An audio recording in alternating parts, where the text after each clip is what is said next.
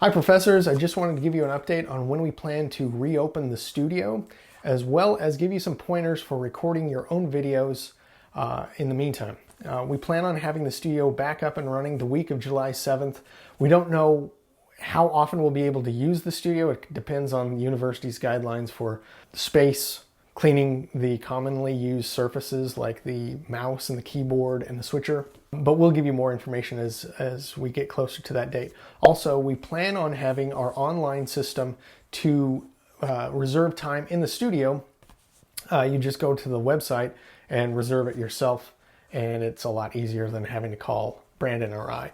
Speaking of Brandon and I, we would be happy to, we would love to help you edit your videos if you need our help. We can even add additional graphics, like words on screen or GIFs, or even additional videos if you want to insert YouTube videos or things like that that you would talk about in class. We would be more than happy to do that for you. We can even do basic animation. These are some examples of animations I have made for my own videos. If you don't mind it looking like some cheesy 70s cartoon stuff, we kind of excel at that. So it's not going to look like Pixar, but if you think it'll work, we'd be glad to help you with that. So just let us know. Speaking of your own videos, always remember that you can use Studio to record yourself and your screen at the same time, or one or the other, using Studio within Canvas. Check the time code right down here at the bottom of the video, and it'll tell you exactly when that how-to starts, so you can skip ahead to that. Some pointers for recording your own videos. First of all, busy backgrounds can be a good thing or a bad thing. The one I'm doing right now, it's visually appealing. If I was doing an About Me video, this would be a great background, right? In fact, I could probably just show all of those pictures right there and not even say anything, and that's pretty much all about me. If you are doing something graphics heavy, you're going to have a lot of words on screen. It's better to have a more plain background. So maybe we would move over to my door. There's a lot of white space right there. It's not distracting. I can put all sorts of words right there, and you can see it easily. Another thing to remember, let me get back here, is to use the rule of thirds. Right now, I am almost right dead on the upper right-hand third level. Why is that important? Well, it gives us room to put more graphics beside you. What else is there to talk about? Oh, yes.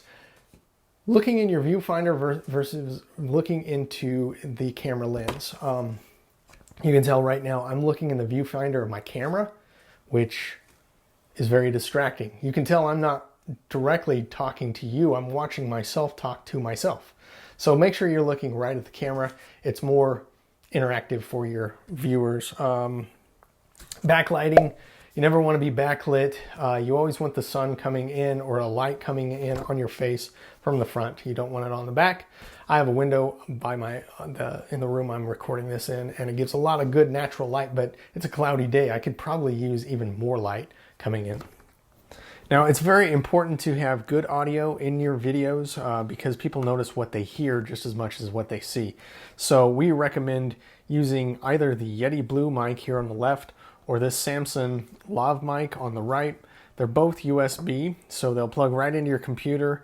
You simply need to tell whatever recording application you're using that this is the device you want to record your audio with. There are no drivers to install, no additional software to use. They work great and they sound great. Also, if you would really want to get creative and still do it cheap, you can purchase green screens. This is one from Walmart. We've never used this one before, and it does not have its own ability to hang it up, but if you just pin it to a wall, you could have a green screen behind you, and then Brandon or I can edit that background out, put in whatever you'd like behind you. So just a couple things to keep in mind. Right now I'm going to give you the link again give you the video for how to record in Studio.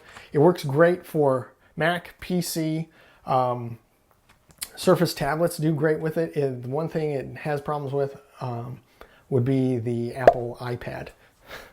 I know, it doesn't make sense that one of the most common tablets has no compatibility with Canvas Studio, but that's the way it is. My recommendation for that, if you are using an iPad, record the video first using your iPad's recording ability, and then upload that video to Studio. Don't use Studio with the with an Apple iPad. It will just end in frustration and tears and gnashing of teeth.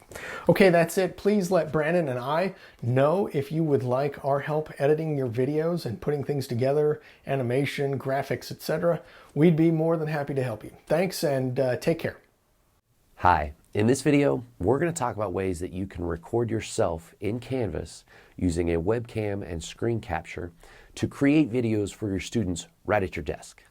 So another great thing about Canvas is you can record right at your desk. You can record videos as well as screen captures of what is on your computer screen. So to do that, I'm going to show you an example. You're logged into Canvas and go down to Studio. And once that loads up, you go over to the record button in the top right. Remember when we added a video, you had your add button. Now we're going to record one right here using a webcam. So when you hit the record button, you got two options. You got a screen capture or you've got a webcam capture. So screen capture, when you click that, it'll actually give you three options. You can either do a screen capture, you can do a webcam, or you can do both. And that's pretty beneficial to do both. The student can see what you're working on your computer, as well as see you and have kind of a little more interaction, just seeing your face and seeing you talk to the student. Studies show that's much better, unlike what I'm doing here where it's just the screen. But anyway, you can do that, or you can do webcam capture, which, again, self-explanatory, just the webcam. You talking to the student. If you want to give just some information straight to the student, you can create a video right here, you talking to the camera to them. So let's click screen capture and show you kind of what happens when you do that. Canvas uses another piece of software to do screen capture. So what will happen is you'll see this spinning wheel.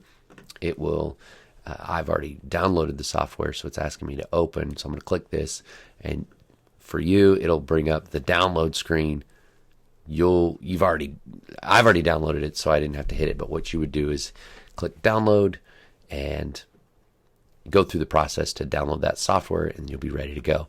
So as you can see right here, you can see the webcam in the bottom. You can see me. Hello. And over here it gives you the options: screen, webcam, any of that stuff, your preferences. You can see your mic input. You can see the level of that. And so the lines here, this is what you will record. So this is what will be seen on the screen. Anything within this box. Anything outside of this box will not be seen. So you're going to make sure that you're working within this parameter, and you can set it to whatever you'd like to do. And when you're ready, you just hit record, and it gives you the countdown. Hey, how's it going? I'm recording this for my class, looking at some Canvas stuff and in Studio, and we want to see how you can make videos within Canvas. So, quick little terrible example, but now, so you hit pause, and if you're finished, if you're done, you go ahead and hit done, and there's our video we just shot right there in Canvas. You can see it right in here. You can title it whatever you'd like. We'll title it Studio Videos. Whoa. And description, recording videos. If I can type in Canvas. And then you would click upload, or another option you can do is you can edit. Like, say you had a big long break at the beginning, and you want to go ahead and cut that out right where you come in. It does only allow you to edit front and back, so you'll want to make sure you've got that. And of course you can see here, this is the audio levels, these kind of mountain looking things right here. Those are audio levels. So where there is no audio, maybe you were typing like I was typing here, or you were working on something else. But so you could push that up there, and I'll push that up there, and then we do that. And then this will also give you some more options of editing if you really want to kind of get into a little bit more. But for the most part, how you record and how you talk is natural and the best way for the video. So then you're ready to upload. So you hit upload and you wait for a minute here as it goes ahead and uploads this video that we created in the studio. Upload successful. So click continue. And there it is. So now we have a video that we recorded right there, and you can do the same editing options as you did for a video that you uploaded. Okay, it was processing still, but now you can see. So you can do the comments, you can do captions, you can do insights. You get all of the same details that you would on a video that you upload yourself right there into Studio. And of course, again, anything in Studio is available to put in any of your courses. And that's where you want to store all your videos, is right here in Studio, because you can have hundreds of videos ready to go. So that's it. That's how you record a video in Canvas.